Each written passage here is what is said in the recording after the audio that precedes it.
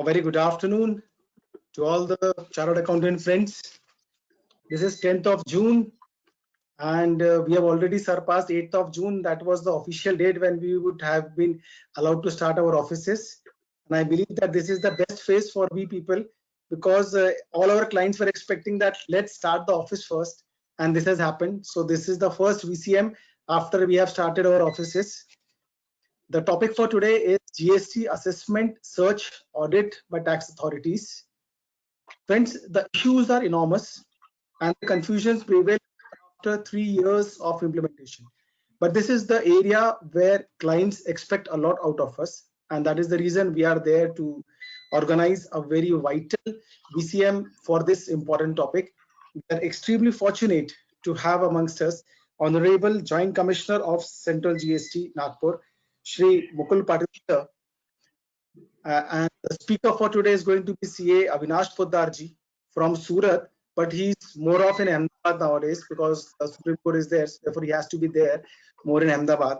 So we are really fortunate to have these two people here for this session today. Friends, in this, I would just say that this epidemic is rampant, but our patience, our perseverance, along with our social distancing and following precautions, would certainly help us to overcome this time of difficulty. And this is where each one of us is really trying to look into it and trying to do on the first of that. At the outset, I would request the chairman of the branch, C.K. Kalyani, to please give his welcome address on this occasion. Thank you, Saket bhai. I guess I'm audible. Yes, sir. Yes, Namaskar. First and foremost, I, on behalf of Nagpur branch of DIRC of ICAI, welcome you all to the VC, that is Virtual CP Meet, on the very crucial topic, I must say, GST, wherein we are going to have valuation with respect to core subjects like assessments, search, and business audits by government authorities. I, along with CA Saket Bagadia ji, Vice Chairman, CA Jitin Saglani ji, Secretary, CA Akshay Gulani ji, Chairman Vikasa Nagpur, and coordinator as well, co-coordinator as well for today's session, recognize the presence and commitment to serve the fraternity of Shri Mukul Patil sir, Honorable Joint Commissioner, Central GST.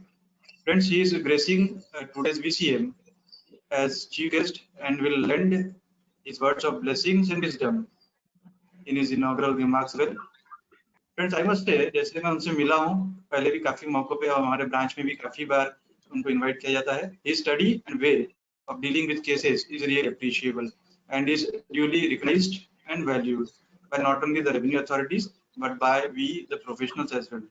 We really are fortunate. I extend my sincere welcome to Mukul Patil sir on this occasion. Then friends, so far as today's VCM is concerned, we are really fortunate to have Dr. CA Avinash Poddarji from Surat. Yes, friends, he is going to guide us with respect to aspects like assessments, search, and audits by authorities. After lockdown, for more than around 3.5 months, when we started our offices, I feel that the first and foremost in our priority list will be dealing with the notices, etc., so far as GST is concerned. On one hand, we are compelled to not have social gatherings, including programs at branch, as we all are compelled to follow the social distancing rules. But yes, on the other hand, that is probably the positive aspect of these days. We have got opportunity to update ourselves with various options, including VCMs. As regards CA Avinash Poddar sir from Surat, I must say that we all know that he is India's most prominent and very respected GST faculty. He is known to advise right to the point, without ifs and buts, and yes, because of rich and in-depth knowledge about the subject, we all are going to be duly updated because of his effective deliberation, that I must say. He not only will guide us with respect to the topics, but also will be resolving our queries. Yes, friends, on forthcoming front, tomorrow we are going to have one more session on GST. CA Vishal Poddarji from Nasik is going to deal with various legal decisions, recent updates, refund issues, directors' remuneration issues. He is going to guide into tomorrow's webinar, which is also scheduled at during 4 to 6 p.m. Then on Saturday, we are having a VCM on MSMEs and incentives that are extended by government authorities. CA Zulfesh Shahaji, former Vice Chairman WRC, is going to guide. On 28th of June, that is Saturday, we are going to have VCM as regards opportunities for we, the professionals at USA. Former Chairperson CA Aradhana Agrawalji, CA Praveen Jain, CA Rakesh Jain from USA are going to guide in that VCM. Then on 21st, that is Sunday, we are going to organize International Yoga Day. Yoga session will be there through web only. Friends, I sincerely appeal you all to please stay in touch with the efforts of Nagpur branch of ICAI and take maximum benefit of all the events and such ventures. Before signing off, once again, we would like to extend well wishes and would sincerely welcome Shri Mukul Patil sir, Honorable Joint Commissioner Central GST, and CA Dr. Avinash Poddarji, who is going to guide us in today's crucial VCM. And yes, you all attendees are also sincerely welcome, because of whom this VCM is going to be a memorable one. Wishing you all a very joyous and fruitful session ahead. Thank you. It's over to you, Saketji. Thank you so much, Chairman sir. Yes, Nagpur branch is continuously organizing so many programs for the benefit of members, and it's our earnest appeal to all the members to please take maximum benefit of these events. Friends, we are really fortunate to have amongst us Honorable Joint Commissioner of Central GST Department from Nagpur, Shri Mukul Patil sir. Shri Mukul Patil sir is a 2009 batch officer, and with his first posting in Gujarat, Vadodara, Vapi, he has done a tremendous job in the field. And like we professionals, and in fact even the other associates who have met him directly, I can say two simple words for this personality. He is a simple and lucid personality, and is always an approachable personality. Whenever you have got an issue, he's just a person who can just go and meet him. The word joint commissioner word comes later. He is always there for our support, for our help. We have been really fortunate to have him in many sessions in the last year also on various important topics of GST. And so we are extremely thankful to you for your consent to grace this occasion and your keynote address on this occasion. Because sir, the issues are many. With lockdown getting extended in every month and every period, the first due date which is appearing to all the professionals is 24th of June. But now this passing, even that will be an issue. But yes, we have been back into our office and we are working there for our clients. So we welcome you on this occasion, and I now request you, sir, to please guide us on this occasion. So please. Thank you, Saket, for your kind words. Am I audible to all? Yes, sir. First of all, I would like to thank Kirit Kalyaniji, Chairman, ICAI, Nagpur chapter of W Western India Regional Chapter, for giving me this opportunity to be in touch with our close friends and associates. They are basically the link between the trade. They are the link between the trade and the department. Anytime that assessee needs to get in touch with the department for any compliance, the first person they come in contact with the tax consultants, they advise them, and in case of any issues, they come to us. So I would like to thank them once again. Secondly, I hope each and every one of you, including your family and loved ones, are safe during this COVID-19 epidemic. Things are bad, but if we take all the precautions as suggested or directed by the government, we hope we'll be safe for more times to come. As you know, since 23rd of March, we have been under complete lockdown. The unlock 1 has started from first Monday of June, but that is more or less a partial lockdown only. But this lockdown has impacted each and every aspect of life, be it social, personal, and of course economic. We being in tax administration, economics is our prime thing. The Indian economy is suffering through a very bad phase. WTO, I think last week, stated that these are worse times than that were prevalent during the post-World War II phase. The economy, the global economy is under contraction. However, our economy is facing the similar problem. The migrant labor is a problem. Misutilization of the capacity, manufacturing capacity is a problem. Plus, less consumption, less demand from rural sector as well as the urban sector is another problem.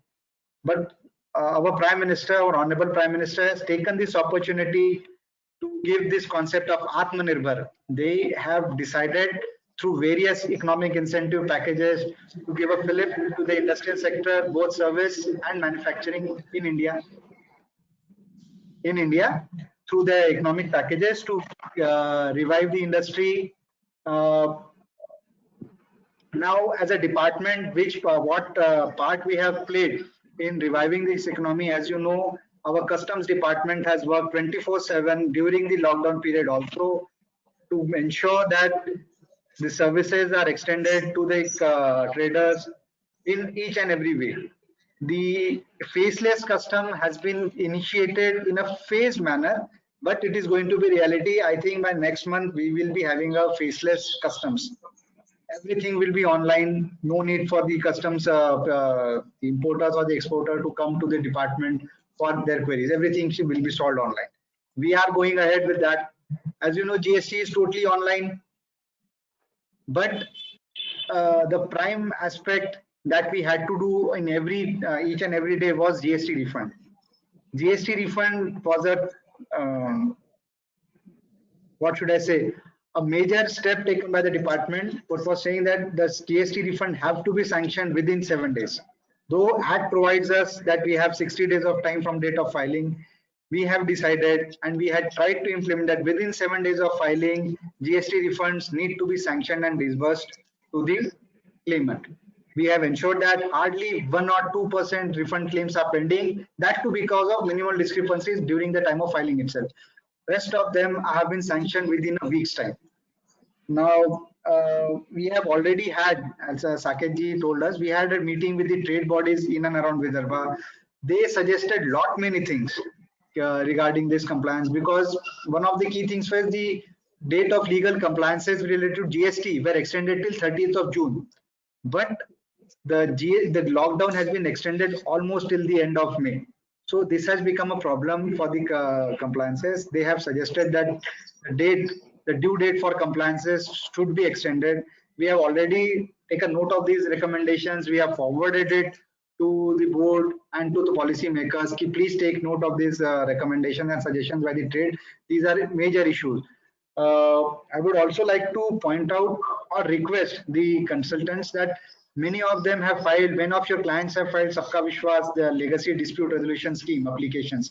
We have issued the SVL-DRS3, that is the taxless dues payment order that they have to pay. But across India, almost 1/3, 33% applicants have not paid up the amount, and the relief date is 30th of June. If they don't pay by 30th of June, then they will miss the bus, they will miss the golden opportunity. In Nagpur, also the same figure, it's around 40%. 40% of people have not yet filed. They are not yet paid the amount that was payable under SVRSD.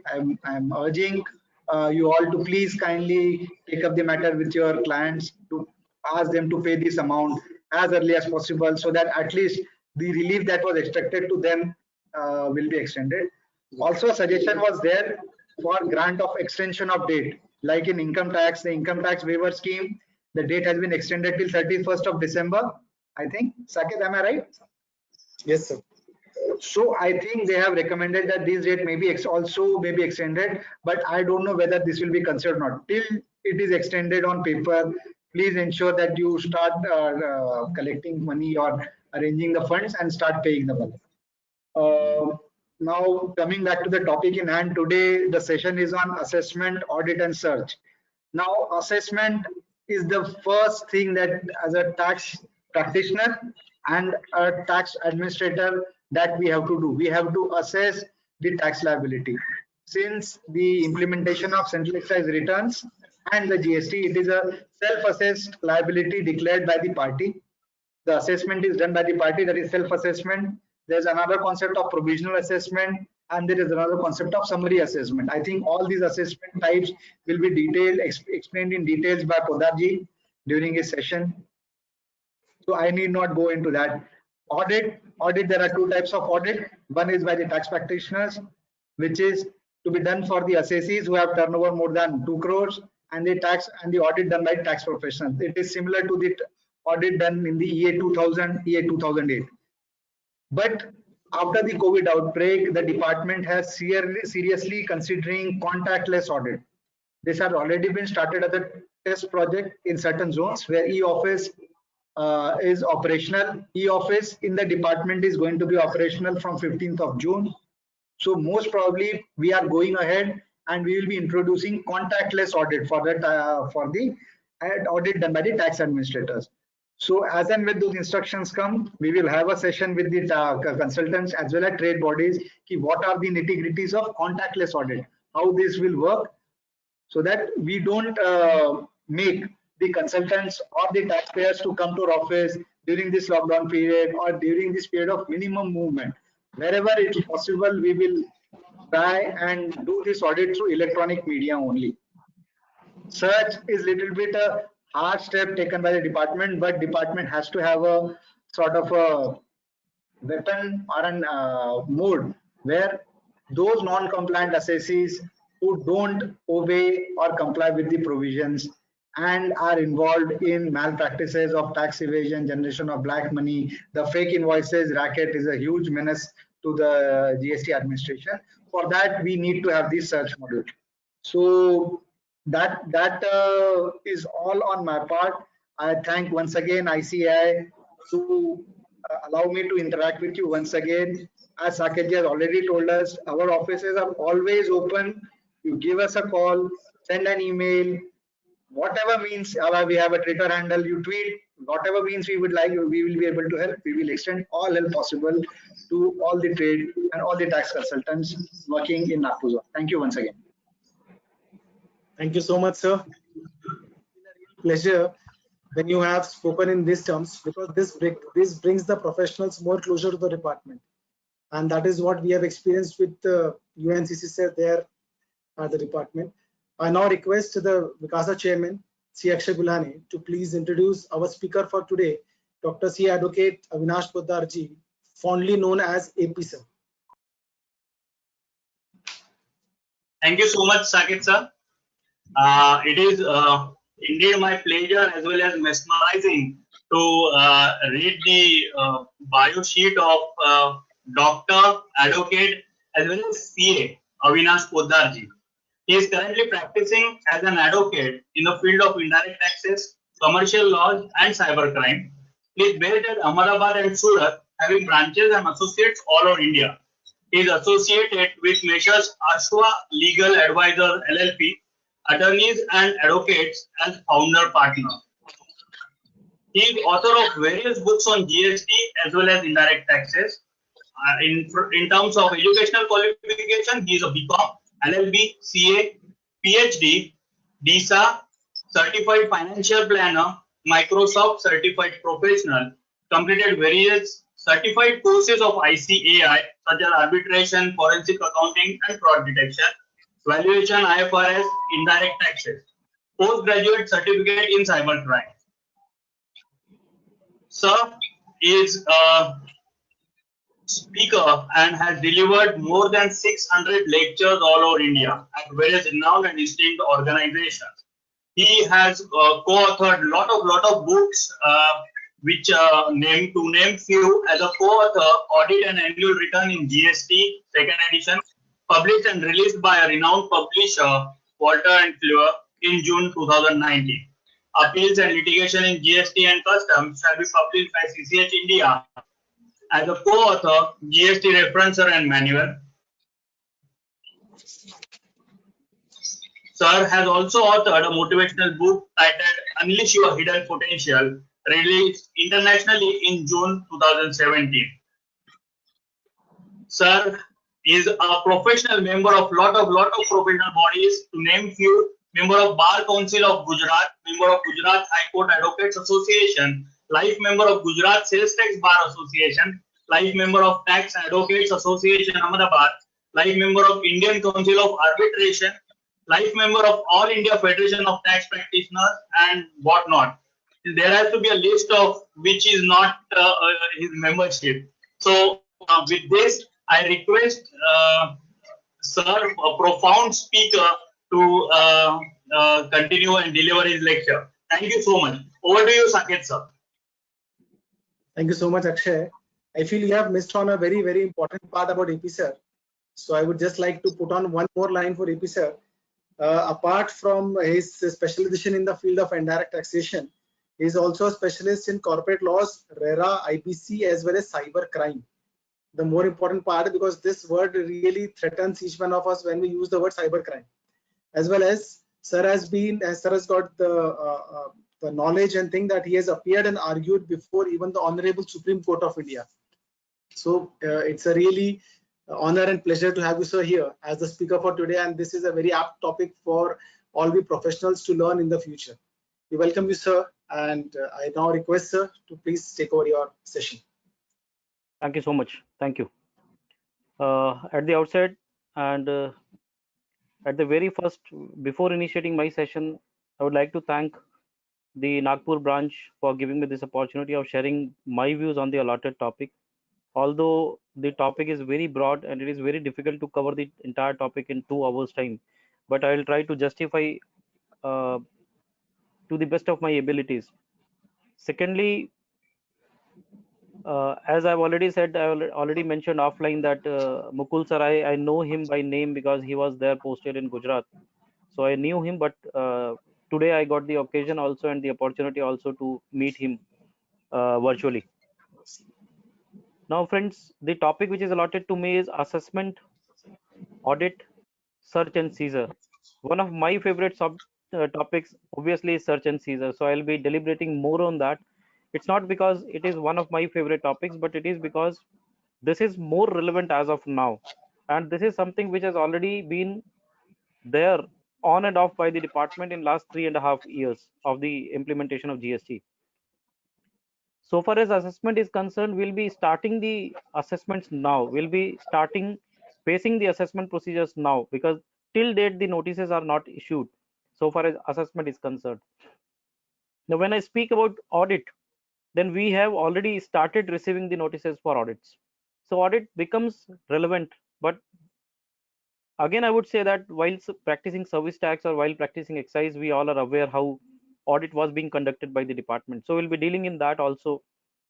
I would not say in great detail because it will require a lot of time because the entire manual audit manual is there by the department and it needs to be covered. If it has to be covered, it will take at least 2 hours for covering that manual, that too very precise, that too very briefly. So I'll not be dealing into all those subjects very exponentially, but what I will try to do is I'll try to touch and highlight some of the important aspects that I feel are going to be very relevant so far as day-to-day practice of assessment audit is concerned.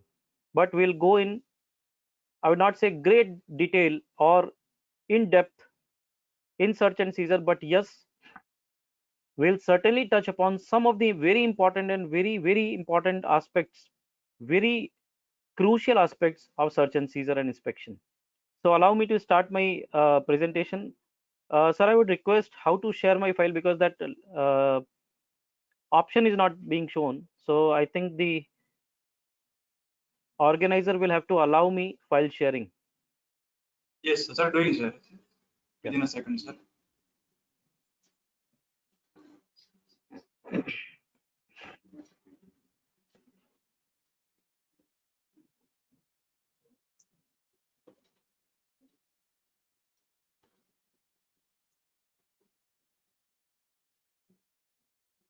Now, anyways, let me start. We'll open up the slide. That is not an issue. I'll start with assessments. Now, we all are aware that in Indian taxation system, we are generally following the self-assessment based technique. Sir, have enabled. Yeah. The PPT is visible now? Yes, sir. Okay. So friends, as we all are aware that the assessment, or rather I would say that in entire Indian taxation system, whether it is direct tax or indirect tax, we follow a system which is a self-assessment based system, wherein it is said that, and Mukul sir has already touched upon that it is said that we have to do the business, calculate the tax liability, pay the tax, and along with that we have to file a return. So this is the process of self-assessment, I would say. Now, when I go further, there are various modes of assessments which are provided in the GST law. We'll try to touch upon that. So this will be the coverage that we'll be covering in the allotted time today. First and foremost, the assessment.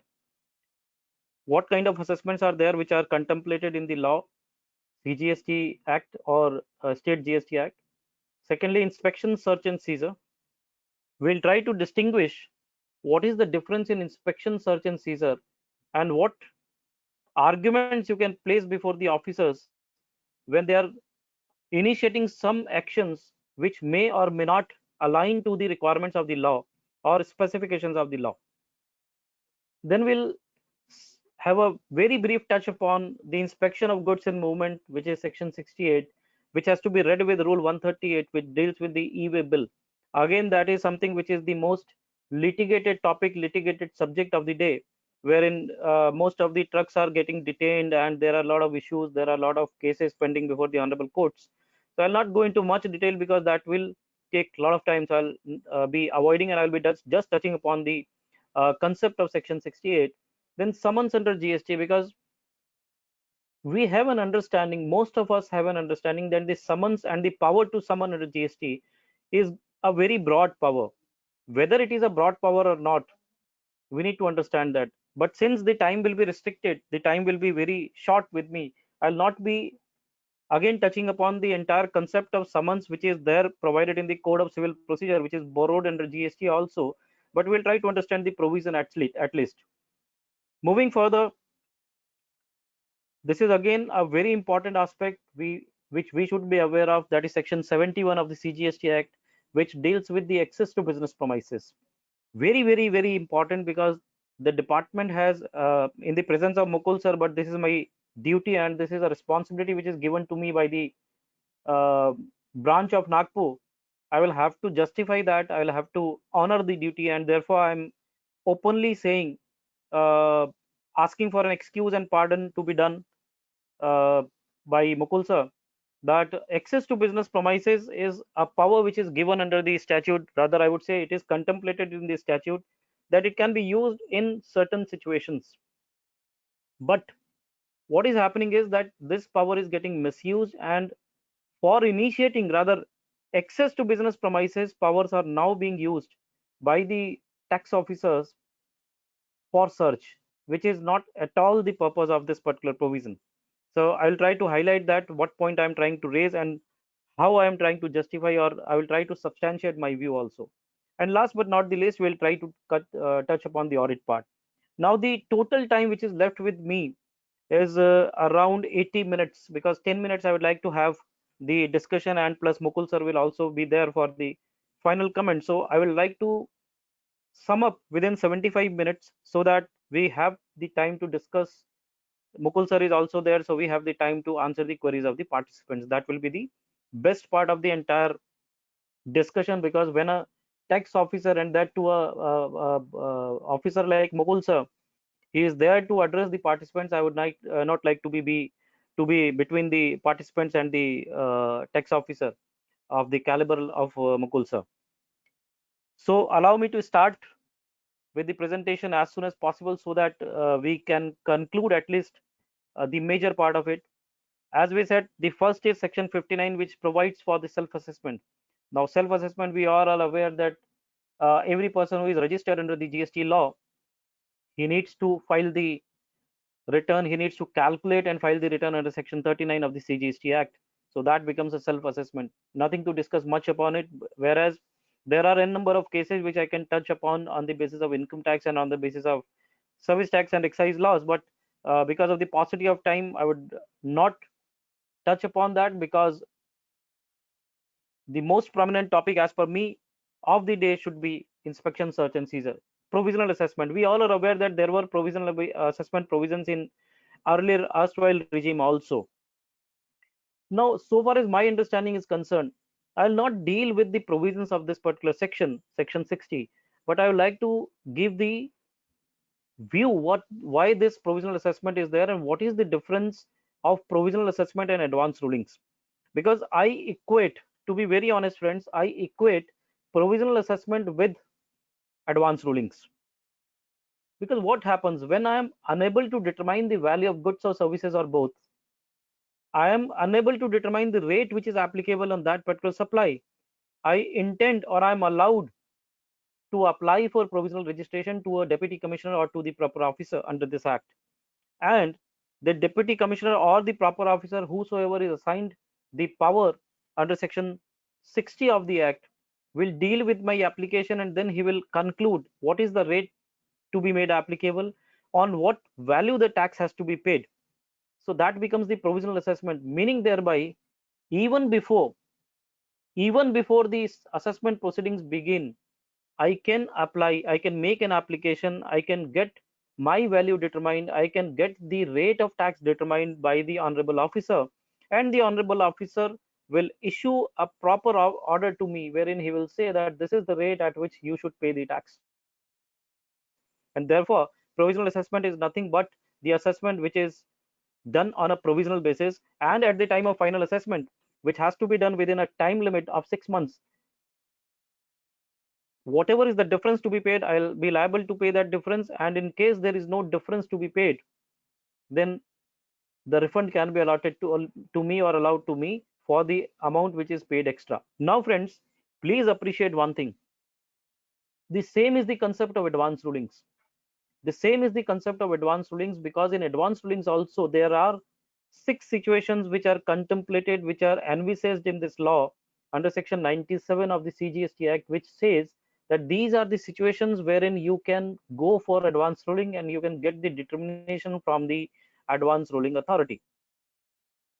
When I equate, or when I try to equate this, I find that there is no difference as such, because here also I'm supposed to make an application and the officer will verify, and if he finds correct, then he will allow the acceptance of this application, and then he will specify that the rate on which the tax, or the rate on which the tax has to be paid, or the amount on which the tax has to be paid. So therefore I personally equate provisional assessment under section 60 of the CGST Act and the advance ruling procedure of the CGST Act as equal. The only difference is there is a separate quasi-judicial bench before whom we'll have to apply. A separate procedure is laid down in the law, whereas in provisional assessment, the executive commissionerate deals with the entire procedure. And nevertheless, we also need to appreciate one thing, that there is a time limit, that within 90 days it has to be decided, and the same time limit is there for the advance ruling also. Practically, we all are aware that never an advance ruling application is decided in 90 minutes. I'll not go into much detail because of the paucity of time. I'll be moving fast so far as assessment is concerned. Now, scrutiny of returns, this again is a very broad power which is given to the officers. Now, what is happening, friends? You please appreciate one thing, that there is a power under section 46 of the CGST Act, which says that for all the non-filers, the person who is registered under GST law and at the same time he is a non-filer of return, the department must issue a notice under section 46, allot him the duration of 15 days for proper filing of returns. The person who has not filed the returns, I am talking about that person. At the same time, there is a concept wherein you have filed the return under section 39.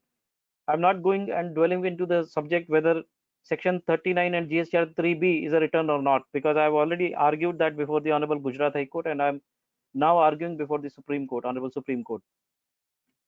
This provision of section 61 is again empowering the officer that whatsoever and the return which is being filed, whether it is GSTR 3 or whether it is GSTR 3B, the return which is being filed by the tax person or the taxable person, you can scrutinize that return. You can scrutinize that return, and in case you find that there is some ambiguity or there is some misdeclaration, wrong declaration, or there is something which is creating a gap between your understanding and his understanding, you can issue the notice pointing out the discrepancies therein in the prescribed manner and seek the explanation. I would say seek the explanation of the taxable person. Now, after giving the explanation or after submitting the explanation, you can decide whether you are relying upon those explanations, whether you are convinced or not, In case you are convinced, then the matter has to be dropped. In case you are not convinced, then in that case, you'll have to proceed further and issue the show cause notice under section 73 and 74. Section 73 and 74 deals with the determination of tax and the recovery thereof, meaning thereby the issuance of show cause notice under the GST law is within the four corners of section 73 and 74. Not being the topic of the day, I'll not be touching upon that. So you can now conclude that section 61 deals with the power to scrutinize the returns. The proper officer can do the scrutiny of returns. Now I'm not aware whether any procedure has been let down or internal SOP has been let down for scrutiny of returns or not. I'll be requesting Mukul sir to kindly touch upon this, whether the scrutiny of returns parameters have been let down by the tax department or not. I am not clear about it, and as you all are aware that I'm not practicing the compliance, so that is also one of the reasons. But I have never seen the scrutiny of returns being done online or within some parameters or red flags like it happens in income tax. I've not seen that. So therefore, I'm requesting Mukul sir to kindly touch upon this. Now, scrutiny of returns is a power which is given, so they will scrutinize, they will find out the discrepancies, if any. If there is any discrepancy, they will issue a notice, they will give some time to the taxpayer to explain that discrepancy. If he is in a position to convince that, then it will be dropped. If it is not convincible, then in that case the officer will issue the show cause notice under section 73, 74. But at the same time, he can also initiate, or he can rather, I would say, advance the entire action. First action is to issue a notice under section 46 कि भैया आपने return नहीं भरा, आप return भरिए. Second option is that once the return is filed, you can scrutinize that return under section 61. Third option is that once the scrutiny is being done and the officer is not convinced with the explanation which is given, or rather there is no explanation given by the taxable person, then in that case the third step can be the audit can be announced. His case can be selected for the purpose of audit under section 65 by the tax authorities, and the audit can be conducted. If further advancement is required, then even the search or inspection can be initiated against that person who is not giving the satisfactory or the convincing explanations to the discrepancies which are found at the time of scrutiny of returns. And then thereafter, the proceedings of assessments, that is section 73 and 74, the show cause notice can be issued. So moving further, section 62, we all are aware that there was a concept of best judgment assessment. So this is nothing but the best judgment assessment for non-filers of returns. Now please appreciate, friends, in the very first line it has been clearly mentioned, where return under section 39, that means GSTR 3B as of now, and 45, which is again the return which is first return, is not filed. Even after the service of notice, where the return which is regular return or the final return is not filed even after the service of notice under section 46, meaning thereby no best judgment assessment can happen. This is a point which is very important, and you need to note this, because there are some judgments of the honorable courts even in the GST regime, because the departmental officer generally overlook this particular provision. He is not issuing a notice under section 46, he is directly doing the best judgment assessment for non-filer of returns. Plus, let me be very honest and frank, friends, what they are doing in many of the cases, that if you are not filing the return for, let's say, 3 months, 4 months, 2 months, I have seen the instances wherein they have initiated, I'm mentioning it again, I'm repeating my words, they are initiating the action of search under section 67 merely because of non-filing of returns. Whether they can do that or not, give me some time. We'll be discussing with inspection, search and seizure provisions. I'll be discussing and deliberating this particular question in that forum. So just give me some time. So now the officer has issued the notice under section 46. He has given you 15 days. He has asked you to file the return. Thereafter also you have not filed the return. In that case, the proper officer can proceed. He can proceed to the best of his judgment and assess the tax liability. Now, friends, again a caption to be recorded and needed. which is very, very, very important for you to understand, that the assessment has to be based on the basis of a material evidence. I'm repeating, friends, it has to be based on the material evidence, on the material which is gathered, which is having some evidential value, that yes, this is the liability which is there. It cannot be on the basis of a wild guess.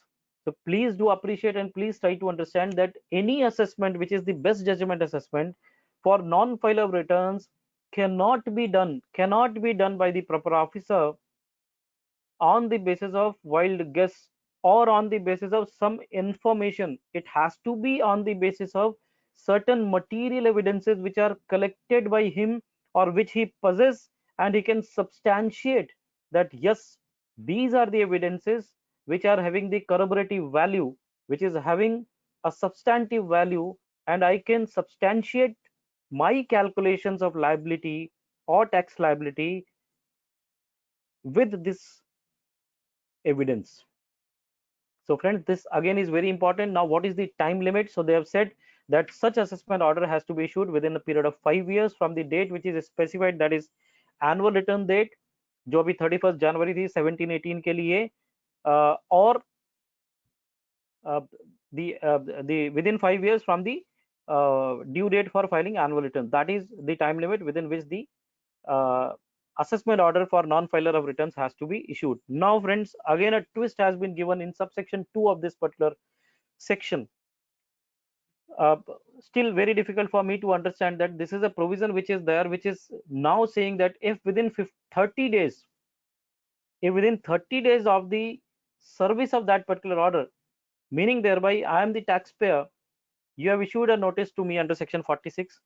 Even after receiving that notice, I have not filed my return. You have collected and gathered the evidences. आपने वो मेहनत कर ली. उसके बाद you have issued the order under section 62.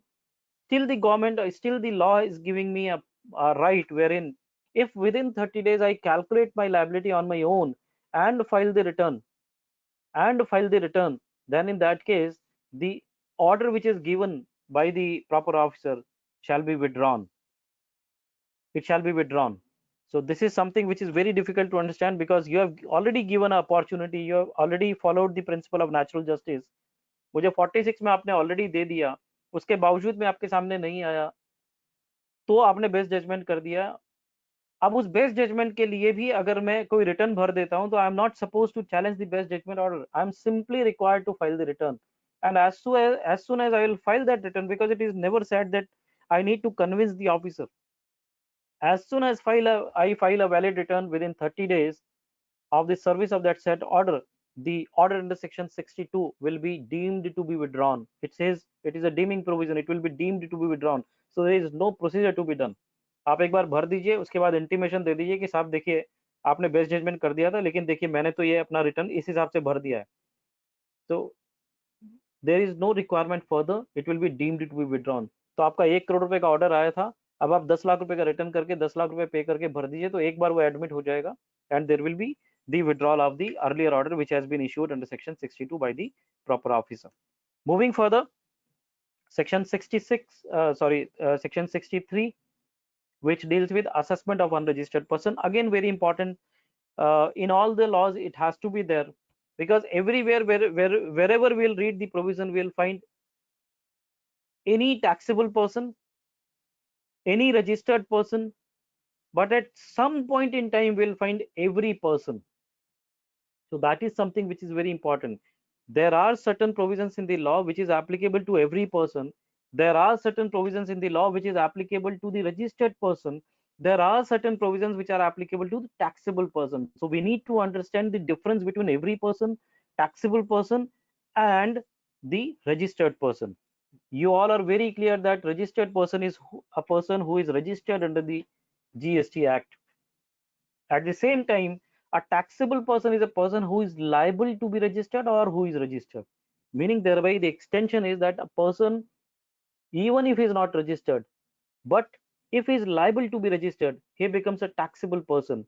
And there are n number of provisions which are applicable to taxable person. Otherwise तो क्या होगा, ये assessment unregistered person का तो हो ही नहीं पाएगा, because you are not in a power, आप केवल रजिस्टर्ड पर्सन के अगेंस्ट में अगर एक्शन ले पाओगे, then where is the question of taking any action or any assessment being done in case of non-registered or unregistered person?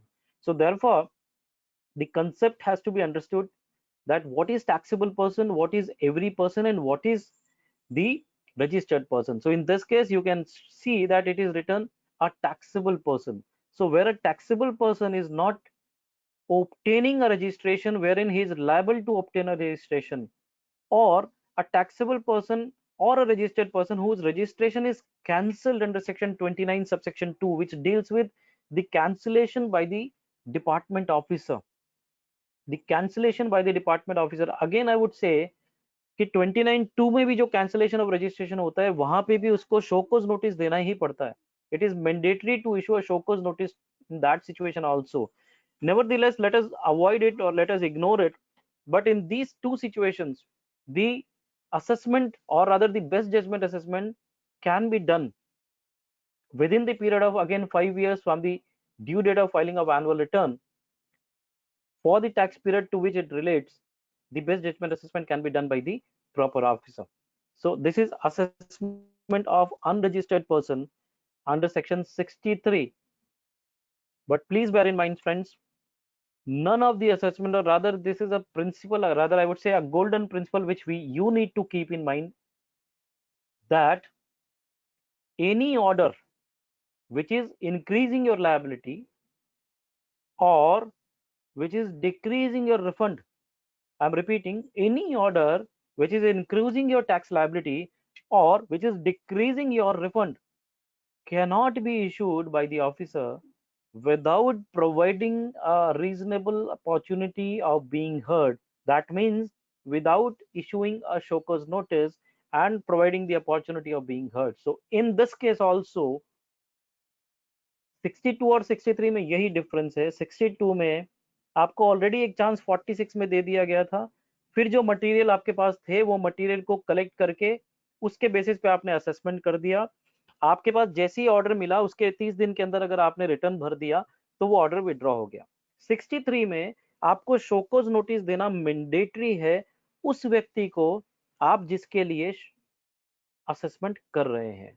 Meaning thereby, if I am an unregistered person and you believe that I was supposed to be registered, but I have not taken registration, you can determine my tax liability within the period which is prescribed in this law, and whatever is my liability cannot be determined solely or ex parte by you. You will have to give an opportunity of being heard to me by way of issuance of a show cause notice, and then thereafter you can assess. So that is the power which is given under section 63, and again I would say this is a wonderful power which is given to the tax officers, and it has to be read with section 73 and 74 for the purpose of issuance of show cause notice. Moving further, summary assessment in certain cases. Now again, to be very short and precise, because मैं बहुत ज़्यादा detail में नहीं जा रहा हूँ, इसमें बहुत सारे केसेस भी हैं, केस लॉज भी हैं, पास्ट प्रेसिडेंसेस के भी हैं, बट बिकॉज ये टॉपिक इतना ब्रॉड है, so I will not be dealing with that, because आज अब ये असेसमेंट चालू होंगे and therefore these sections will come into force, whereas the search and the inspection procedures are already on, so we'll devote some time there, and there are some cases which are very relevant, and I'll try to discriminate into that also. So now summary assessment, that is section 64 of the CGST Act. It says wherever the proper officer has the belief that he wants to secure the revenue, he wants to protect the interest of the revenue, then in that case he can seek the prior permission of the joint commissioner or the additional commissioner. He can seek the prior permission of the joint commissioner or the additional commissioner, and he can proceed to assess the tax liability and issue the assessment order. Provided, now this is something which is very important, I have started with this under section 64, unless the proper officer has reasons to believe, this is very important term, reasons to believe, unless he has reason to believe that any delay in assessing the tax liability of X person will cause loss to the revenue or will affect the interest of the revenue, he cannot seek the permission of ADC or JC for summary assessment. So therefore, he has to have reason to believe. Wherever there is a situation that the person whose liability is not ascertainable and the liability is in relation to supply of goods, then the person who is in charge of those goods, he will become the person who is liable to pay the tax. Meaning there भाई मेरे पास goods थे, मैंने वो goods किसी mister x को बेच दिए, now I do not possess those goods, so in this case the government will lose the revenue because I am not there, I am absconding now, या फिर I do not have any money so I'll raise my hands. What will happen in that case? I have filed an IBC, let's say insolvency and bankruptcy code, I have filed an application. What will happen? The recovery cannot be initiated. So in this case, this has been said that in this situation, the person who is in charge of those goods, the money can be recovered from him. Further, it is said that if the taxable person makes an application from the date of receipt of the aforesaid order, which is summary assessment order, then he may withdraw such order, or if the ADC or JC considers the order to be erroneous, then also the order can be withdrawn. And after the withdrawal of the order, the provisions of section 73 or 74 can be invoked and the normal proceedings of assessment can happen. So friends, this was all about the assessments, which very briefly I've tried to touch upon. Section 59, which dealt with self-assessment, although I have a belief that this is not at all a self-assessment. See, generally हम क्या बोलते हैं कि Indian taxation system में there is a trust which the government has posed on all of us, and therefore there is a concept of self-assessment. To my understanding, it is absolutely wrong, because आप self-assessment की बात करते हैं और उसके बाद आप ऑडिट लाते हैं, उसके बाद आप स्क्रूटनी लाते हैं, उसके बाद आप सर्च करते हैं. There are an number of powers given. So self assessment is just a beginning कि आप फाइल करें so that we start our proceedings. So as per me because आप इनकम टैक्स देखिए फ्रेंड्स, इनकम टैक्स में out of 4 crore assessees there is a scrutiny of not more than 0.5% of the taxpayers in the entire year. What about indirect taxes? In indirect tax, they will create a policy in such a fashion कि 5 साल के अंदर आपके सारे registered person का audit हो जाएगा. किसी का हर साल होगा, किसी का हर अल्टरनेट ईयर में होगा, किसी का हर 3 साल में होगा, किसी का 5 साल में होगा, लेकिन सारे टोटल 5 years का हो जाएगा. So what is self assessment? There is no concept of self assessment so far as indirect tax is concerned. This is my belief. Section 60 deals with provisional assessment कि अगर आप determine नहीं कर पा रहे, go to the officer and get it done. Section 61 dealt with the scrutiny of returns. We have already discussed it. Section 62 was dealing with the best judgment assessment for non-filer of returns. Section 63 was dealing with the assessment for unregistered person, and Section 64 is dealing with the summary assessment in certain specific cases wherein the proper officer has the reason to believe that if any delay is caused in assessment of this particular person, then it may affect the revenue, the person may abscond, or the person may travel abroad. So he will have to establish those reasons. Then the file has to move to the honorable officer like Mukul sir, and then thereafter, if he feels okay, then the summary assessment can be allowed and the officer can issue the order. And again, if within 30 days the entire thing has been done, or the taxable person makes an application, then in that case the summary assessment order can be withdrawn also. Now friends, moving to the next topic. So what topic has been allotted to me is section 59 rather, section 59 to section 72, I would say, because section 59 to section 64 deals with the assessment part. Section 65 and 66 deals with audit part, which I will be touching upon at the last, and section 67 to section 72 deals with inspection, search and seizure chapter. So I'm starting with the inspection, search and seizure topic, which starts with section 67. Now friends, again, as I've said, I will be concluding my deliberation by 5:40. So therefore, still I have 45 minutes with me. So I'll try to deliberate for at least 30 minutes in this particular topic, section 67, 68, 69 I'll be skipping because that again is a very broad chapter, power to arrest. Now the provision is there in on your screen. Please do appreciate one thing. It says power to inspection, search and seizure, meaning thereby inspection is something different, search is again a different action, and seizure is the result of search. So now let us try to understand the provision and what is the provision which is contemplated, what is provided in this law so far as inspection, search and seizure is concerned. It is not that they are given all the powers and all the authorities कि वो जहां मर्जी होगी, जब मर्जी होगी, जैसे मर्जी होगी, किसी भी टैक्स पेयर के घर में घुस जाएंगे, ऑफिस में घुस जाएंगे. No, I'm repeating.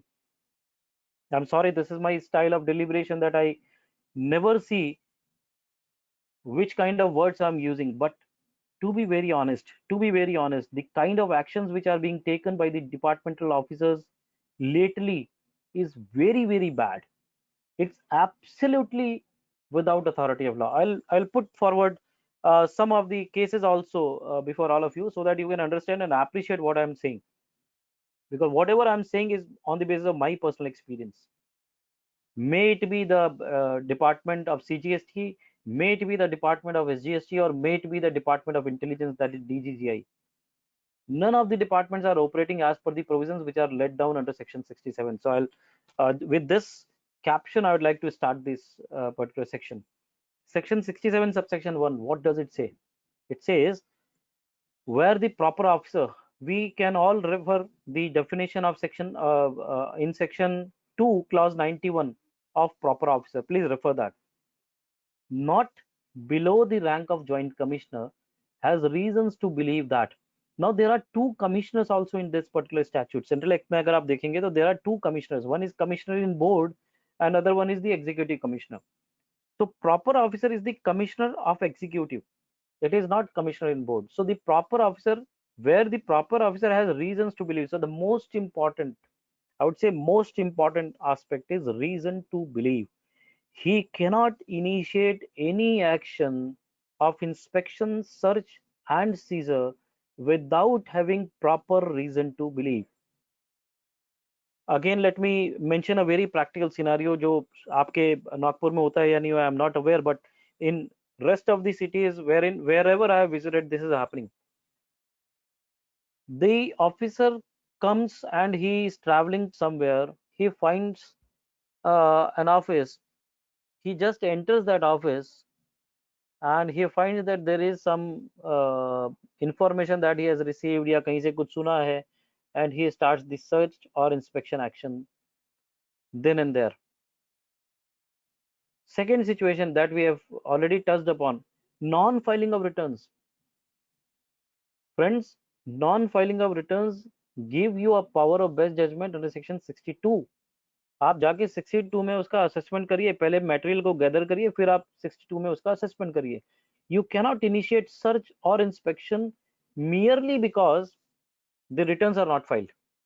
And there is a judgment, the judgment has not been pronounced, but the arguments have already been laid before the Honorable Gujarat High Court in Mohit Minerals versus Union of India, wherein the same thing has been argued by the by the Learned Counsel, wherein the action was taken by the department. The search was initiated merely on the reason that 3 months have lapsed and within 3 months he has not filed the returns for 3 months. 3 महीने का return उसने नहीं भरा तो उसके यहाँ search कर दिया. This cannot be the reason. It cannot be the reason. But reason to believe means what? Let us say that. I'm not going into the nitty-gritties of reason to believe, because reason to believe again is a very vast topic. बहुत सारे ऐसे judgement है जहाँ पे reason to believe को courts ने distinguish किया है और उसको लेट डाउन किया है कि when it will be said that the reason to believe is correct. And believe me friends, there are a number of cases before the various honorable courts, various honorable high courts, wherein I have also argued some of the cases that reason to believe is challenged, and the court have ordered the officer who has initiated a search or who has provisionally attached something, that what reason to believe he was having. The courts have asked that those reasons to be produced in writing before the court. So reason to believe is very important. Please note that. Now moving further.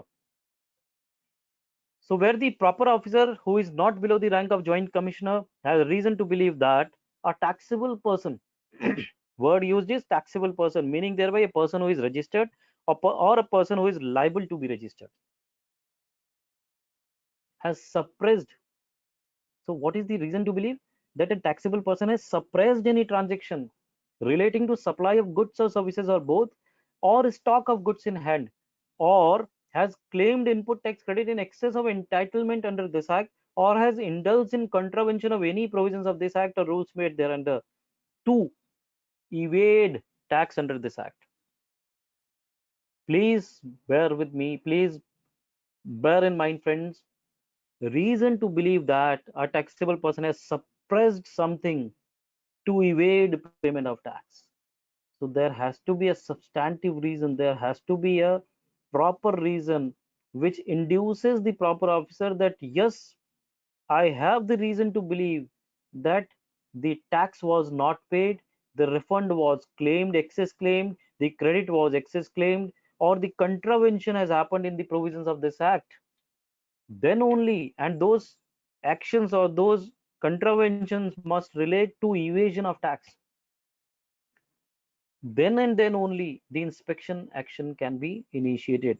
Let me conclude this. Clause B, it says any person, meaning thereby taxable person first था, वहां पे suppression of any transaction which is relating to supply of goods, stock of goods, claim of input tax credit, or contravention of the provisions of this act. These four were the situations wherein the taxable person was mentioned.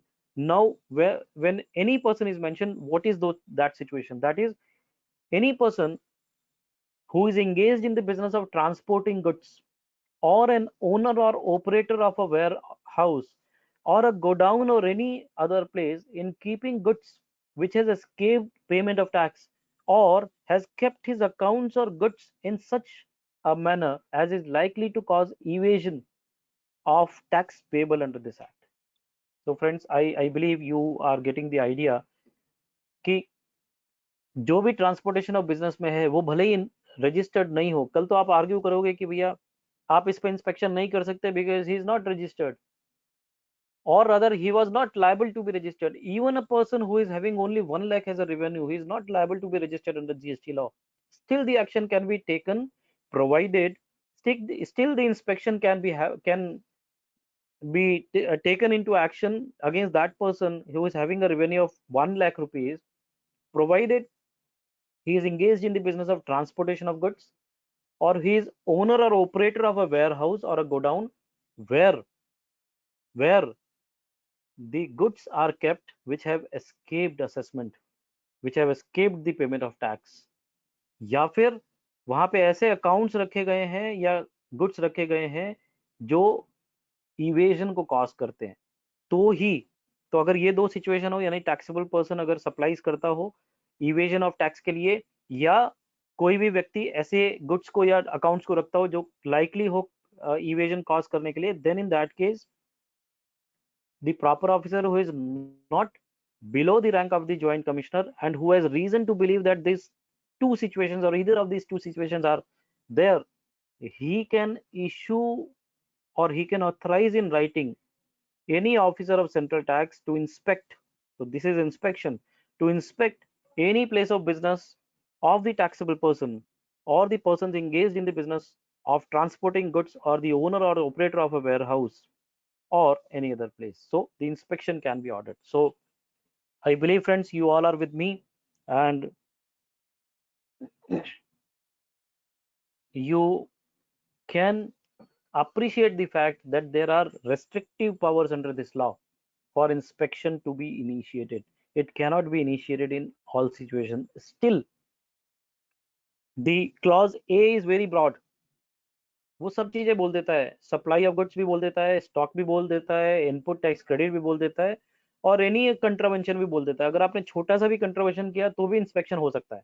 So this is a broad power, but he must have a reason to believe that this is leading to evasion of tax. This is the point which needs to be kept in mind, because friends, what will happen, I have seen like long back in when GST was implemented, somewhere in Maharashtra, notice was a letter was issued or a trade notice was issued by a commissioner wherein it was said that कि जिसके भी sign board पे नहीं लिखा होगा कि उसका GST number क्या है या जो प्रोमिनेंट जगह पे अपना जीएसटी सर्टिफिकेट नहीं लगा था, which is the requirement of the rule, which is rule 18 of the CGST rules, then we'll initiate the penal provisions against him. But in that case, friends, the penal provisions can be initiated. The inspection cannot be initiated because that is not leading to evasion of tax. Please bear in mind. There is contravention to the provisions of this act or rules made thereunder. He is not complying with rule 18. There are contraventions, but still that contravention is not leading to the evasion of tax, and therefore the action of inspection cannot be initiated under section 67 subsection 1. That is the point which we should keep in mind. Moving further, friends, section 67 subsection 2, what does it say? It say where the proper officer, again the proper officer is defined in clause 91 of section 2, not below the rank of joint commissioner. Now please bear with me, friends. Aap mere saath, please be attentive. I would request just be with me for 10 more minutes to understand this provision, and you will be able to distinguish what they are doing and what they are empowered. I'm clearly saying without having any hesitation in front of Mukul sir also, because this is the duty which is given to me. अगर मैं अभी भी अगर मैं खुल के नहीं बोल पाऊंगा तो I will not be justifying my duty and by the responsibility which is given to me. So please be with me for 10 minutes because I'll try to make you understand section 67 subsection 2 and the power which is given to them, which is a very restricted power. It is not a broad power under GST law as it is there in the Code of Criminal Procedure or some other acts. चाहे वो आप prevention of money laundering की बात करें या बेनामी transaction की बात करें, वहां जो पावर्स हैं वो इतनी ब्रॉड पावर्स यहाँ पे नहीं दी गई हैं. सो just try to understand 67.2 and then correlate this with section 71 also, which is happening, and then we'll try to do some practical things and we'll conclude because time is very less with me. Now, where the proper officer not below the rank of joint commissioner either, now this is to be understood, either pursuant to an inspection carried out under subsection 1 or otherwise has a reason to believe that any goods liable to confiscation or any documents or books or things which in his opinion shall be useful for or relevant to any proceedings under this act are secreted in any place, he may authorize in writing any officer of central tax to search and seize or may himself search and seize such goods, documents, or books or things. Now, please be careful. Please try to understand and read it in isolated manner. There are two situations. There are only two situations which are contemplated, which are envisaged in this particular act, section 67, subsection 2, which gives the power to the proper officer to search and seize.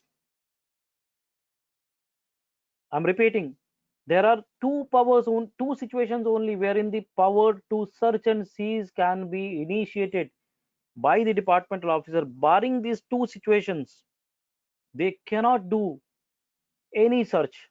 I'm repeating, friends, they cannot do any search. Inspection, I've already clarified that unless there is a suppression which is leading to evasion of tax, they cannot ask for inspection. At the same time, now, what are those two situations? One, the inspection is already done, and now they want to extend the inspection to the next level. They found something which is leading to a belief that there are problems, there are some issues, and therefore the liability will be there, and they have initiated or they have converted this inspection action into the search action. So that is the first situation. So it says either pursuant to an inspection carried out under subsection 1. So whenever an inspection has been carried out, pursuant to that inspection, if they conclude that yes, this inspection should be further extended to a level of search and seizure so that we can seize the documents, we can take away documents, we can take away certain goods, we can seize the goods, then they can extend the inspection action to the action of search. or, now please be with me, please appreciate the fact, और दो ही situation further है.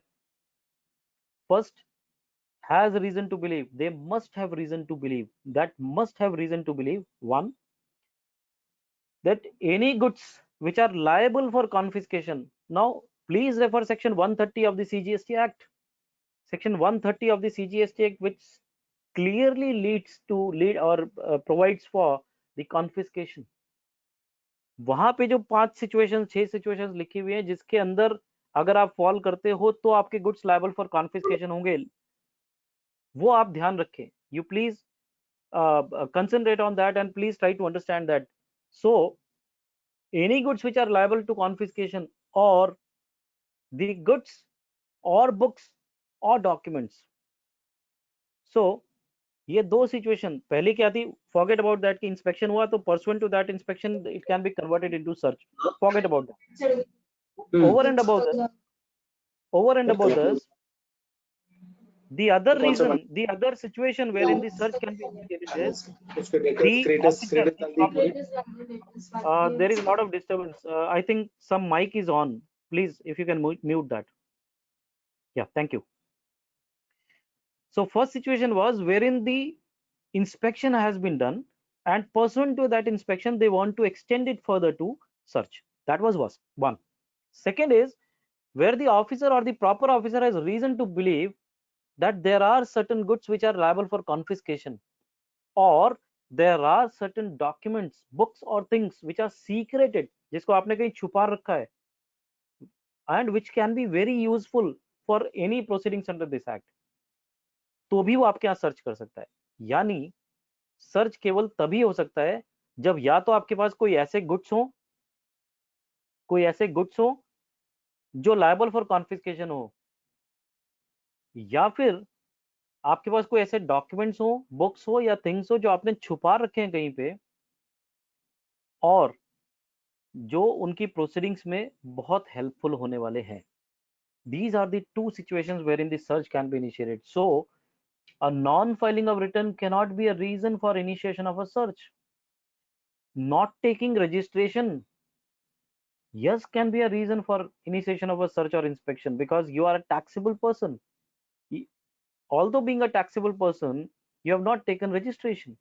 So therefore the inspection can be done. Even the search can be done, provided I have a belief that he is a taxable person who is storing certain goods which is liable for confiscation, or who has certain documents which are going to be very relevant for any proceedings under this act.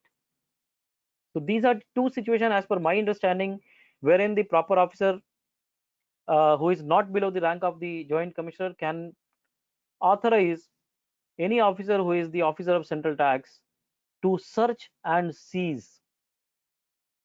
Again I'm saying, to search and seize such goods, documents, books और things. ये चार चीजों को ही आप seize कर सकते हो sir, और सर्च कर सकते हो.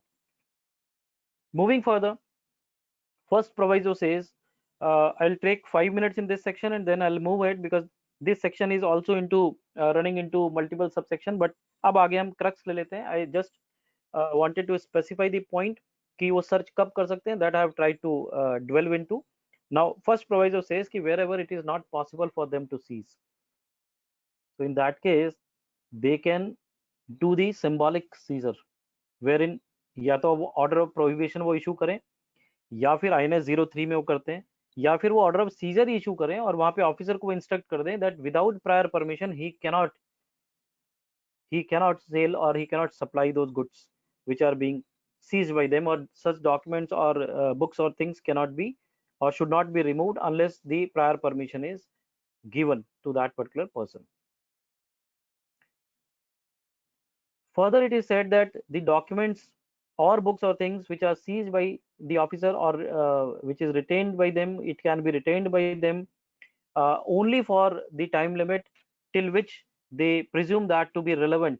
अगर उनको लगता है कि these documents which they have seized is not relevant, then they will have to remove they will have to return the documents immediately. But generally क्या होता है, हमने तो ये देखा है friends, so far as my experience is concerned, I have an experience wherein whenever a search has happened, whenever a search has been initiated, the document have never come back.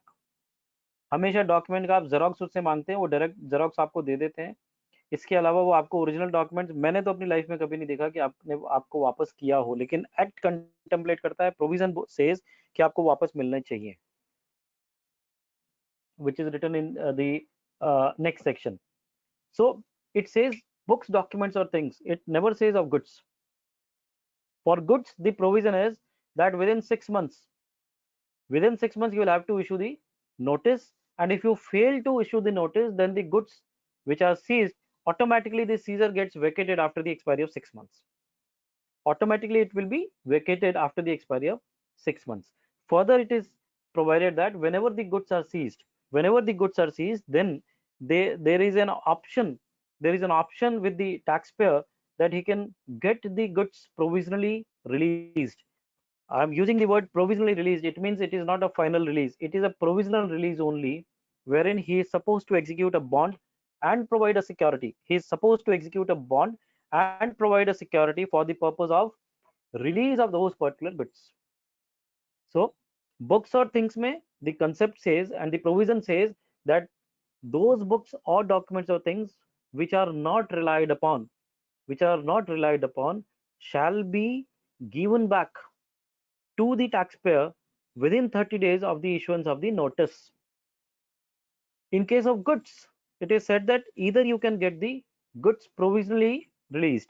So provisionally release karane ke liye, you will have to give a bond or under security as per the provisions of this law. आप वो offer करेंगे, then the goods can be provisionally released. Moving further, if you do not exercise that option and you don't want the goods to be provisionally released, then in that case, I'm sorry, you will have to proceed further, and you will have to wait till 6 months. If within 6 months they are able to issue the notice, then it's okay. Otherwise, after the 6 months, the attachment or the seizure of the goods will automatically get vacated. So subsection 7 is very relevant. Subsection 6 is very relevant. It's subsection 7 says, where any goods are seized under subsection 2 and no notice in respect thereof is given within 6 months of the seizure of the goods shall be returned. The goods shall be returned to the person from whose possession they were seized, provided that the period of 6 months can be further extended to 1 year, and that is the maximum extension which can be granted. No further extension is granted as per the contemplation, as per the provision of this particular section. So I'm skipping this, the rest of the portion of section 67, moving to some of the practical aspects which very fast and very quickly we'll try to touch upon. Anup Singh, Kirit Singh Sarvaiya versus State of Gujarat. What has happened in this case? Now, please try to understand and appreciate the kind of actions which is being taken and the kind of decisions which, or rather I would say, the kind of wastage of time of the honorable courts because of the illegal, unauthorized, unlawful action by the department. So what has happened in this case? This search has been initiated. The search has been initiated on a godown which was owned by the petitioner. Now what has happened? मेरा godown था, मैंने वो godown किसी को rent पे दिया हुआ था. वो जो रेंटल व्यक्ति था वो एब्सकॉन्डिंग था या वो अवॉइड कर रहा था. The fact in this particular case was that he was avoiding to face the search and therefore वो अपना शटर बंद रखता था. Whenever he get an information, he used to shut down and run away. So since he was not supporting and coordinating and cooperating in the search action, what the department has done, usko seal kar diya. They've sealed the godown, whereas the godown was belonging to me. It was not belonging to Mr. X. And where do you have power to seal something?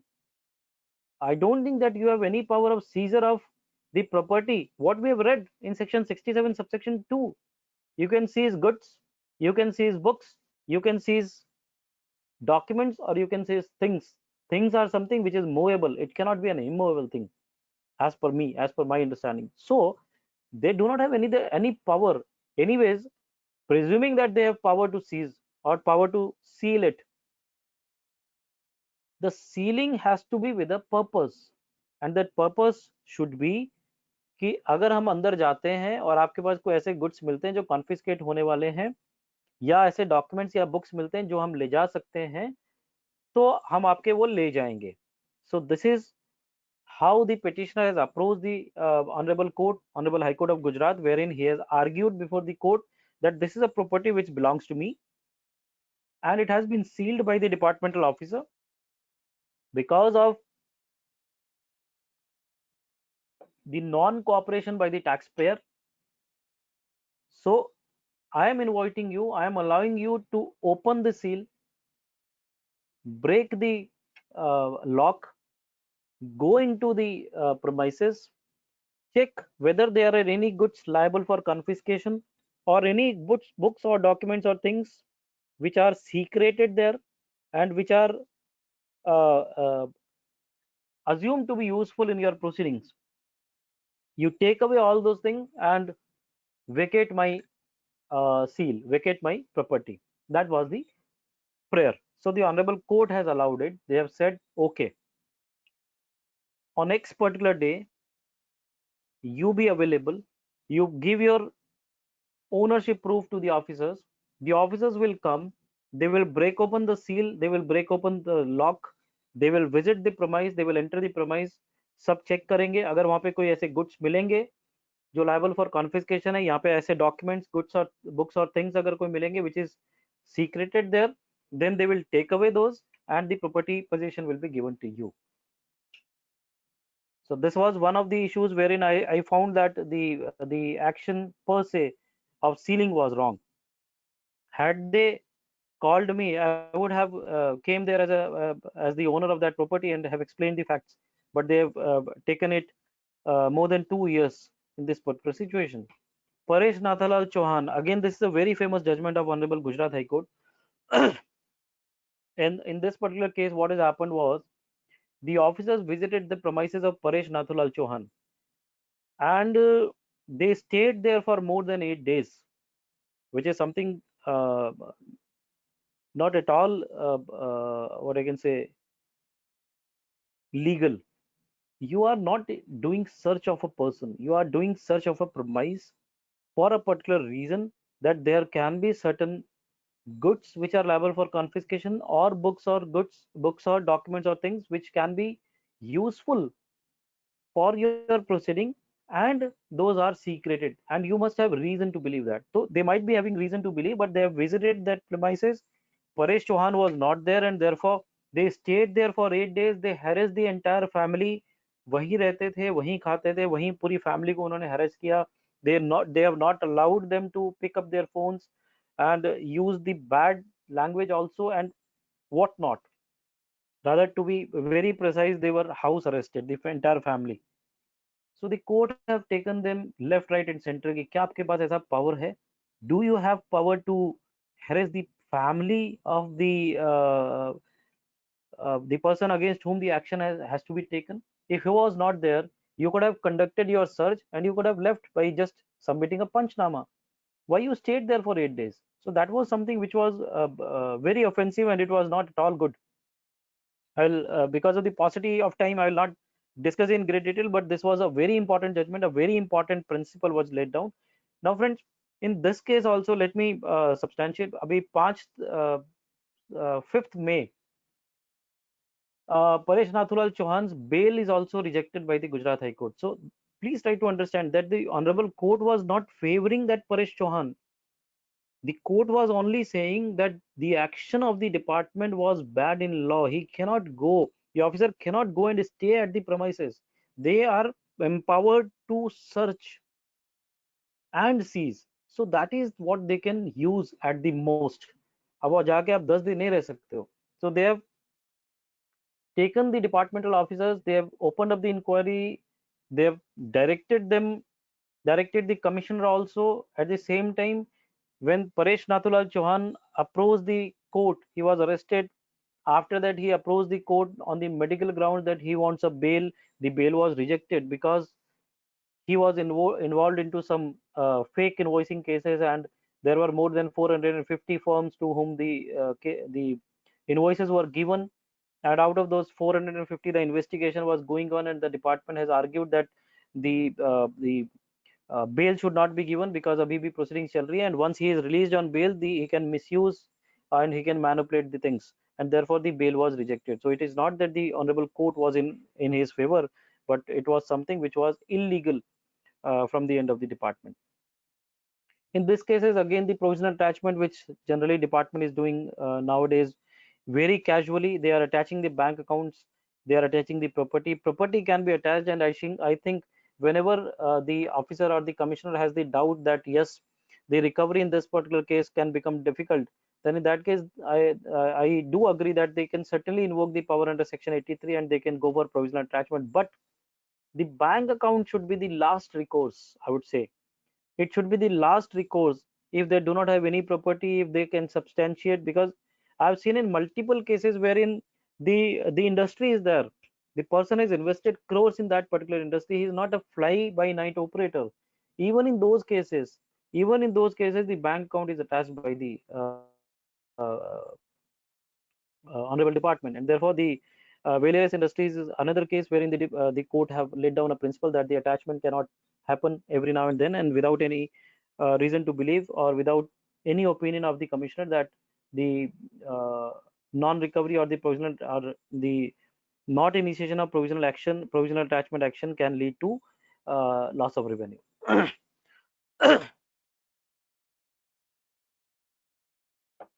Excuse me, friends.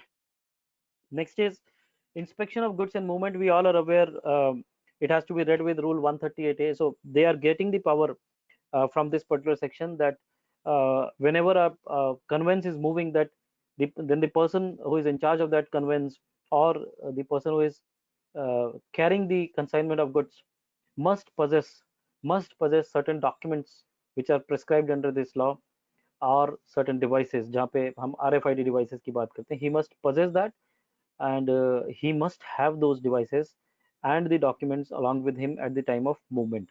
Subsection 3 is the main section, which is empowering the interception by the proper officer, and he may require the person who is in charge to produce the documents, and at times if he finds it necessary, then even he can inspect the goods which are there in the conveyance. So it is not that only documents he is empowered to verify, he can intercept and he can verify the documents. At the same time, if he feels good, then he can verify the goods also which are moving in those in that conveyance.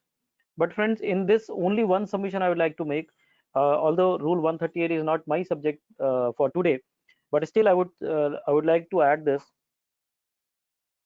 that if there are 2000 litigation, 2000 high court matters in the GST regime in last 35 or 36 months, out of those 2000 there are 1000 matters, I would say, if not 1000, then at least 700 matters which are pertaining to the e-way bill. That is, the e-way bill is not there and the goods are detained, section 129, section 130 penalty is invoked, and this and that. But friends, there is something which is very important for all of us to understand, and this is just merely my view. I do agree, many of you may not be agreeing to this, but section 129 and section 130, more specifically not 130, but more specifically section 129 needs to be challenged, and it is challenged by me and challenged by various other professionals in the courts of law, that section 129 is ultra virus per se, because you are leading to double taxation there. See, I have issued goods, there is a clerical mistake. मैं उनकी बात कर रहा हूँ जो genuine taxpayer है, मैं उनकी बात नहीं कर रहा हूँ जो defaulters हैं. So please note this. I am not talking about those persons who are defaulters. For defaulters, this is the best provision. But for the persons who are genuine person, जिसका कोई clerical mistake हो गया, जिसकी कहीं गाड़ी खराब हो गई, जिसकी वजह से e-way bill expire हो गया, and the penalty has to be there, tax has to be paid under section 129, is absolutely bad in law. Because what is happening, it is leading to double taxation. पहले भी मैंने tax भरा, बाद में आप 129 में जब गाड़ी पकड़ी गई तो 129 में भी अपने टैक्स भराया, फिर उस पर पेनल्टी भी भराई, तो it is double taxation. Number 1. Number 2, there is a big question of jurisdiction. The person who is detaining or he is intercepting, how does that person have the power to adjudicate?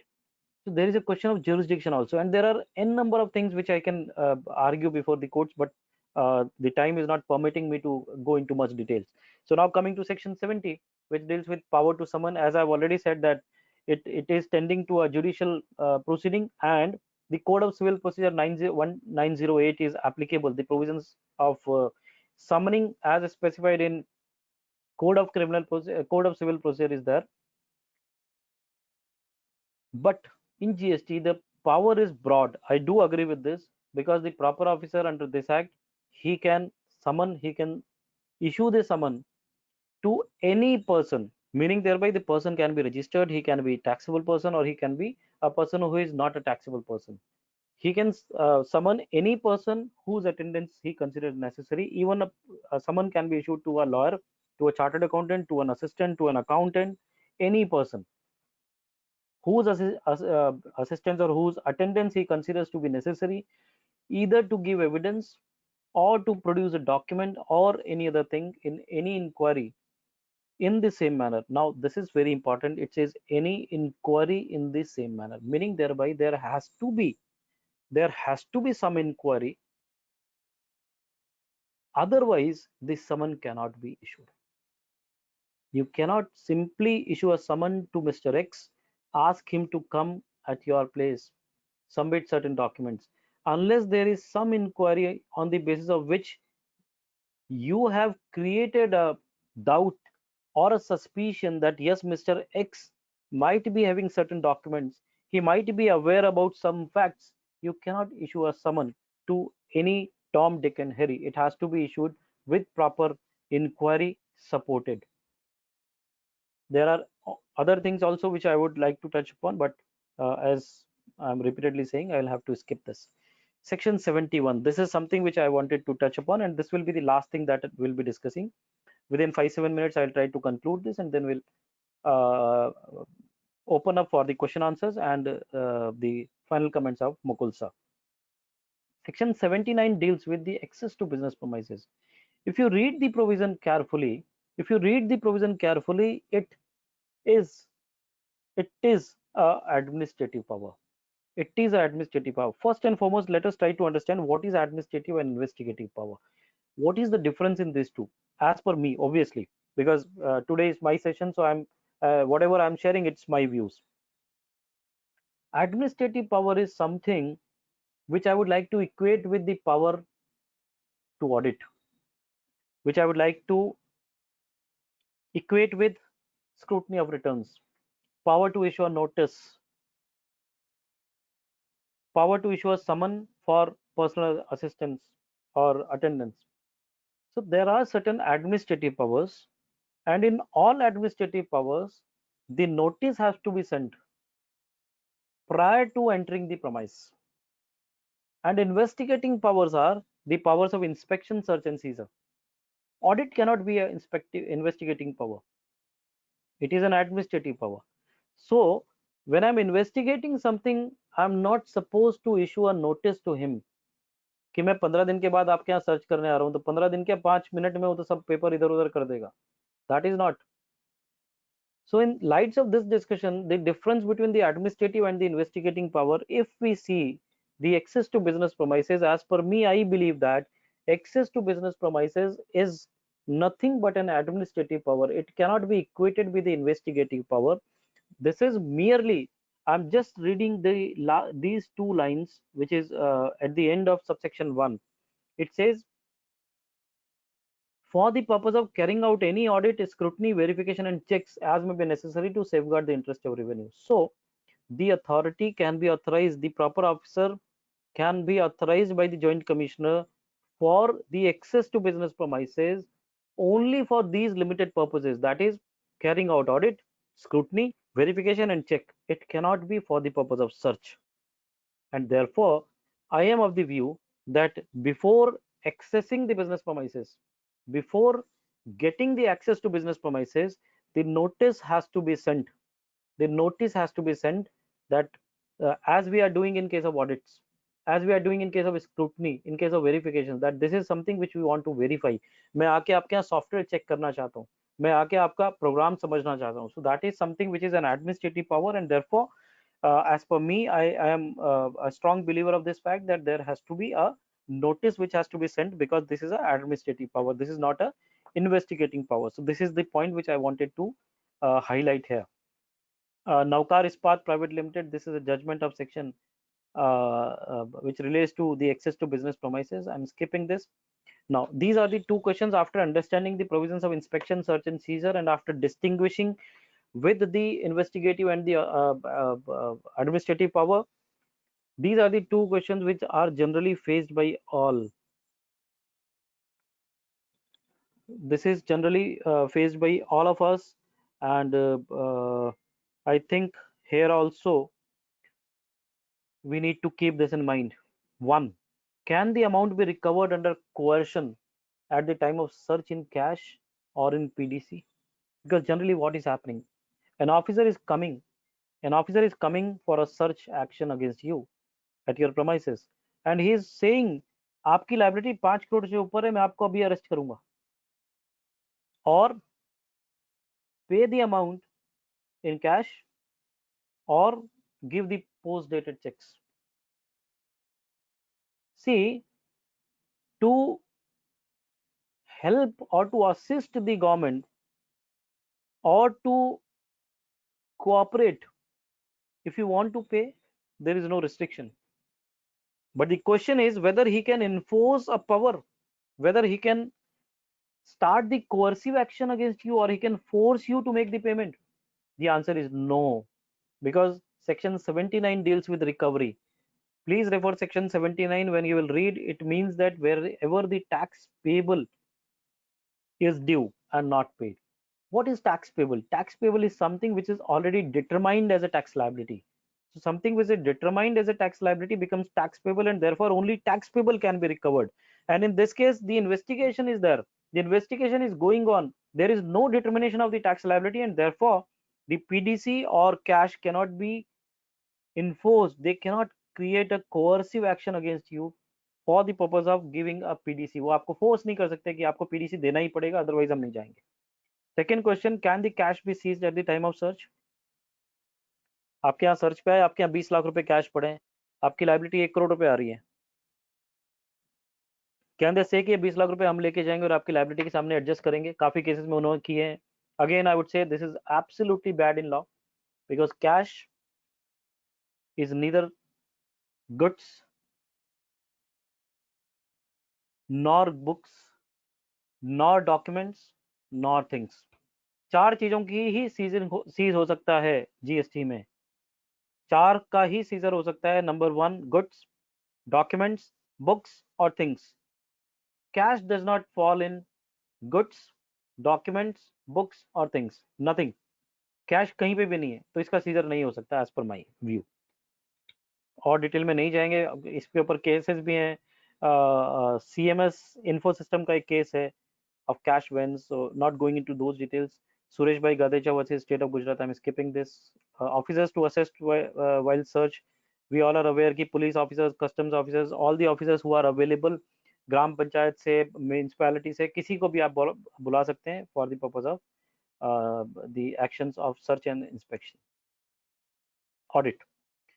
Audit, we as we all are aware that there are 3 audits under GST law. One is section 35 subsection 5, which is done by, or which is a reconciliation rather, not an audit, by a chartered accountant. And then thereafter the audit by the tax authorities, although the audit is a very disputed term so far as erstwhile law is concerned, because audit per se was never provided in the law, and therefore the government has rectified that mistake in this particular law, or GST law mein they have entered the provisions of the audit by tax authorities under section 75 in the statute itself कि वो dispute चाहिए ही नहीं. Service tax में क्या होता था, rules में था और मैनुअल के थ्रू था. Now they have inserted a statutory provision per se wherein they have clearly said that the audit can be done by the tax authorities in certain such circumstances on the basis of the guidelines and the manual which has already been issued, which is certainly going to be revised with the due course in time. There will be certain parameters, risk parameters, which will be selected. There will be certain parameters, certain risk, what I can say, risk industries or risk profiles, which will be selected by the department, and on the basis of which they will come out with a list and they will select certain assessees for the purpose of audit. The audit can be conducted at the department's place, that is the officer's place, or at the place of the taxpayer. Anyways, it can be done, and it has to be informed at least 15 days in advance before the conduct of the audit. And for the audit, now you can connect this with section 71. Now audit empowerment has been given, but access to business premises is not given. So access to business premises is given in section 71. तो आपको 15 दिन पहले notice भेजना पड़ेगा कि हम आपके यहाँ आएंगे ऑडिट करने के लिए, and therefore they will issue a notice. So there is a provision which we all are aware that within a period of 3 months it needs to be concluded, but in certain circumstances this period of 3 months the audit can be continued till 6 months. As a taxpayer, I need to cooperate with the audit team. I need to support and provide all those documents which they are seeking for, so as to early completion and within the time completion or timely completion of the audit. And at the time of completion, the officer is also responsible. This is something to be important, something to be noted. The officer is also responsible even to inform the taxpayers what are his rights and obligations. Now एक para raise करते हैं, बोलते हैं कि आपकी liability हमारे हिसाब से 10 लाख आ रही है, ऑडिटी जो है मना करता है नहीं मेरे हिसाब से नहीं है ये, and there is an argument, and then he finalizes and he issues a show cause notice. Then he need to give him the clarity that what are his rights and obligations, that what he can do further.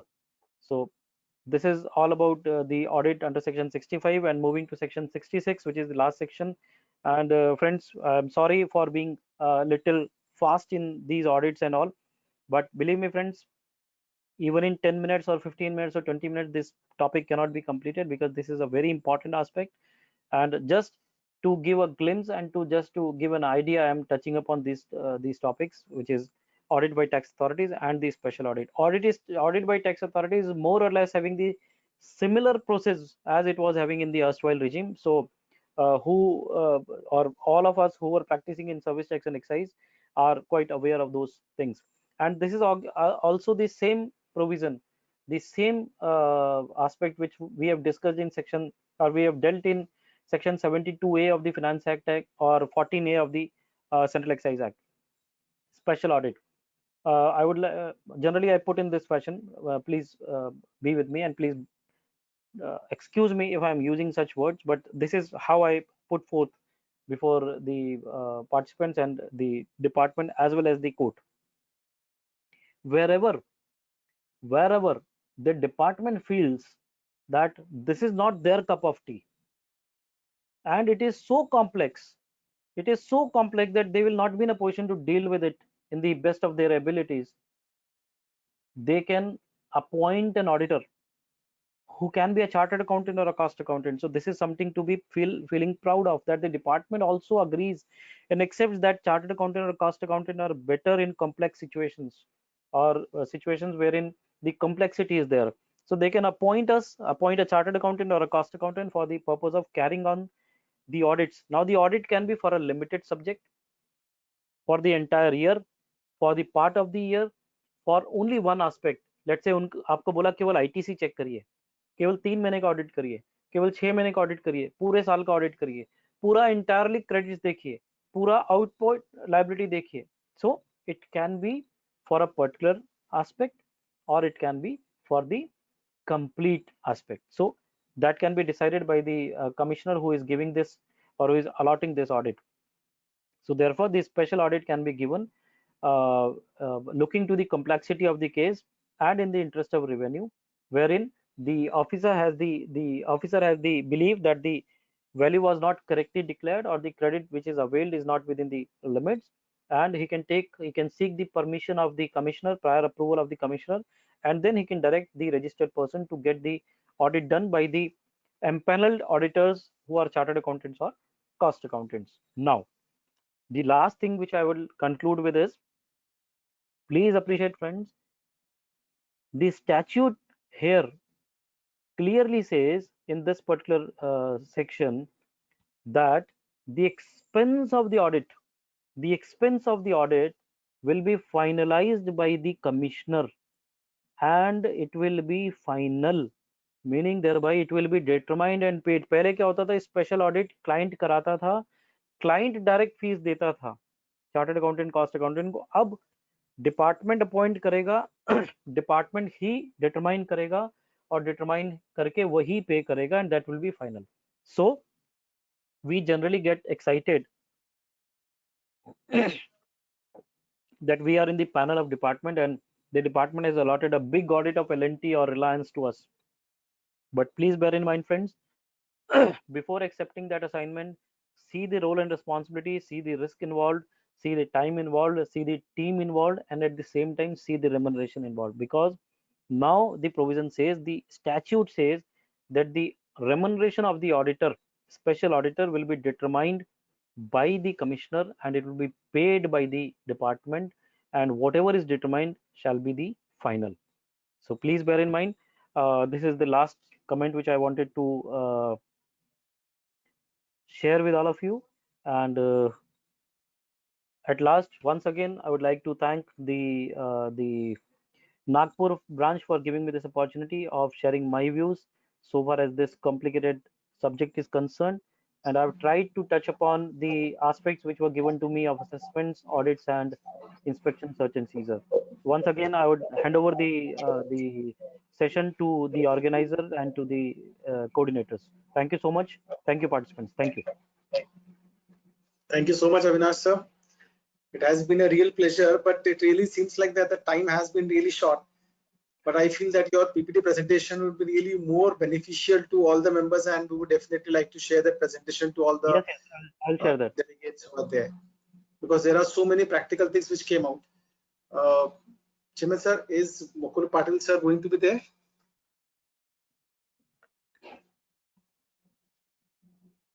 I have contacted him, but let's move with the questions. As Avinash sir is here with us, I am still trying that he should rejoin. Okay.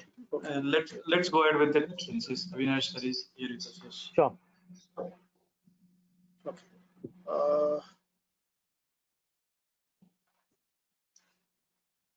Chimay sir, if there is anybody who is having a question, you can unmute that and he can ask the question. We are having a set of questions from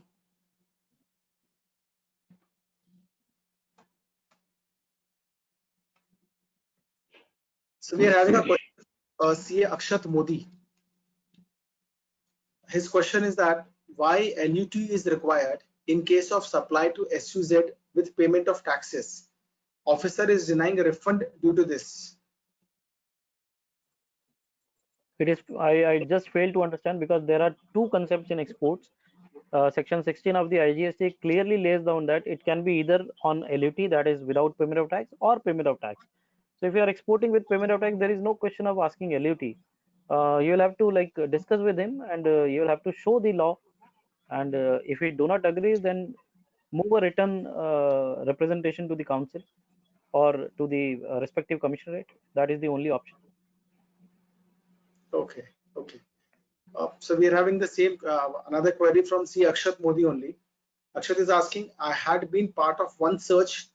Officer didn't provide with much papers, no order, no material evidence, merely saying got some info from Hawala, neither making any working for substantiating the liability. He said you only substantiate the amount keeping in mind gravity of volume. Can you please provide me checklist of what should I ask the officer, rather and also the importance of delivery book or quotation book. He was considering the same as sale underreported. See, first and foremost, so far as checklist is concerned, the checklist depends on the facts and circumstances of the case. But yes, you can do, if you are having a doubt that there was no reason to believe and or the evasion was not there, but still the search has been conducted merely on the basis of a gossip or whims and fancies of the officer, then what you can do is you can file a RTI, ask for the copy of the file and the reasons to believe why the search has happened at your place. Number one, you can ask for the copy of the authorization, which is INS 01. Then you can The question which you have asked was pertaining to the delivery books or delivery challans. So I'm afraid, friend, because if it is a delivery challan which is found at your place and those deliveries are not reported in the books of account, then certainly it can lead to a belief that the delivery has taken place which is off the records and which leads to evasion of tax. So it needs to be factual. So we'll have to understand the facts and circumstances of the case. It cannot be like there is no rule of determining that what documents or what checklist can be asked for. But yes, the reason to believe, as I have said, the reason why they are entering into us our premises, plus the provision of section 67(2), that if at all they are entering, then whether I am having certain goods which are liable for confiscation or certain documents, books or things which are secreted at some place which are going to be helpful to him for any proceedings under this act. If this is not the case, then you can challenge the search action per se, because the entire search is ultra virus, the entire search is illegal. So it depends. The plain answer cannot be there. The plain vanilla is not there. Yeah. So search, when we say search, initiating a search, it needs to have an approval of an officer above the rank of Joint Commissioner. Yeah. On So by the Joint Commissioner or above the rank of by the judge? Joint Commissioner or above the officer. So Yeah. if he comes over like that, and he cannot come without an order from the Joint Commissioner, right, Never. sir? No. Okay. So we are having another question from Neha Pandey, who asks that when is departmental audit for 2017-18 likely to start? I think they've started issuing notices to the selected taxpayers. They've started issuing notices, and very soon they will be starting it. Okay. Now again, Akshat, because of the answer, he is asking that can we ask reason to believe in writing? Yes, you can ask. Although it is not your right to ask, but you can ask the reason to believe. Let them not answer it. You will have a cause that if they are harassing you more, then you can approach the Honorable High Court of your jurisdiction, and then the High Court can ask the officers to produce. They can direct the officers to produce the reason to believe to you. So certainly you can send a letter wherein you can ask the reason to believe, because as per you there was no reason that you can mention, and the office, and then leave it to the officer. Okay. So there's another interesting question from Neha Pandey. How to tackle if officer is pressurizing for payment or threatening with arrest when the officer has visited the premises and See, generally what they are doing, generally they are anticipating a liability and they are making a liability exceed 5 crores by hook or by crook, and therefore they are pressurizing you that since the liability is exceeding 5 crores and you are falling within the four corners of section 132 read with section 69, I do have a power to arrest. But please appreciate that section 69 can be invoked only by the commissioner. The power to arrest is vesting with the commissioner, and therefore the commissioner must have the reason to believe, must have an opinion that the arrest is necessary in this particular case. There are n number of cases wherein the arrest has been denied by the honorable court on the pretext and on the grounds that unless the liability is determined, unless the liability is sure, unless there is some offense which is leading it mandatory for the officers to detain that person, you cannot initiate the arrest proceedings. Like it happened in Make My Trip case. They have arrested the chairman of Make My Trip company.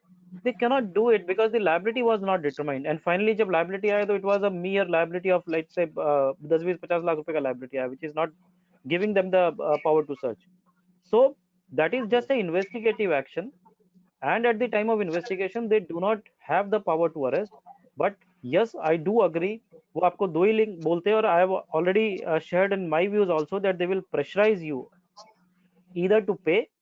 If you do not pay, then they will arrest. So in that situation, I would say that it becomes a very difficult aspect to tackle these officers, because जब हम decide करके आते हैं कि हमें किसी को harass करना है, we want to exploit a person, then it becomes very difficult for us to get rid of that particular action.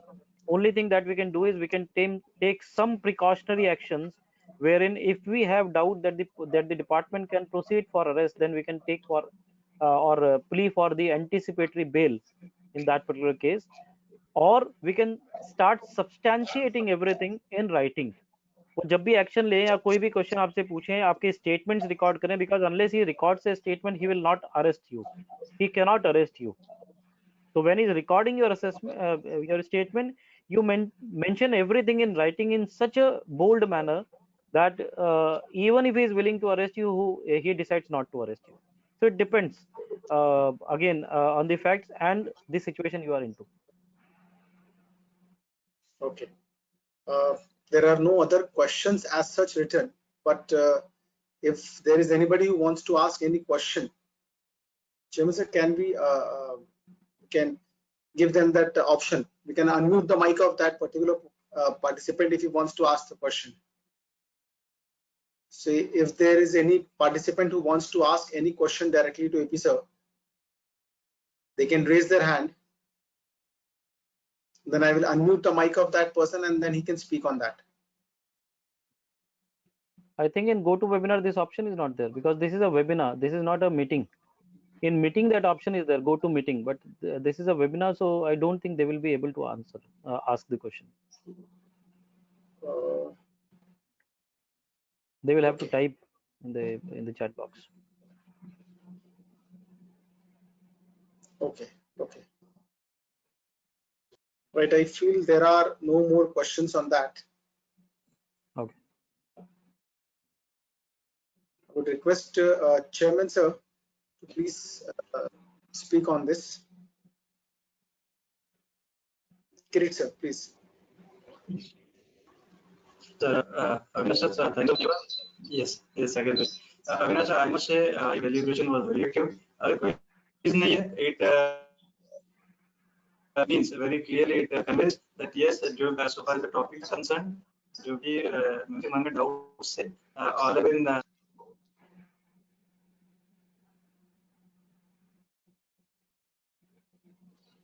sir has rightly raised and have been effectively resolved by